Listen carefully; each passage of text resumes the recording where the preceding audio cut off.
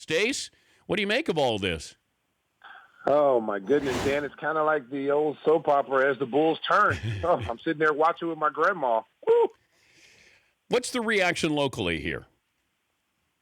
I think the city is really frustrated with the way the team has played. It's been up and down, all season long. It's been very inconsistent.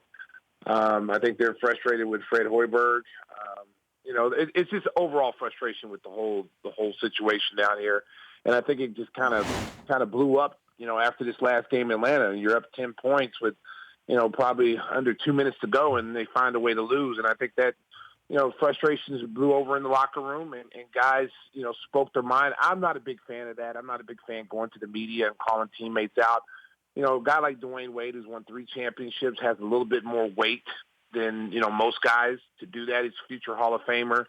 But I think those things are left better, said in the locker room to guys' face. If you want to motivate somebody, I don't think you do it that way. How's this play out, Stacey? Because something has to give here. Hoiberg, it feels like, is on thin ice. Rondo feels like 1 foot out the door. And Dwayne Wade and Jimmy Butler, it's not working. And are you going to get into a rebuilding mode here in Chicago really soon? Well, I think they're thinking about that now. This has been the second year in a row. I like Fred Hoiberg. I think he's a very good young coach. He came to a team where guys are, they're set in their ways. He didn't come to a young team like a Minnesota, or the Los Angeles Lakers where he could put his stamp on a team. He came to a team that, had won 50 games, who played for, one of the top coaches in the league at the time, and Tom Thibodeau. But these guys were used to a rigid style of coaching, where, kind of like I'm getting in your face, I'm yelling at you, I'm screaming at you.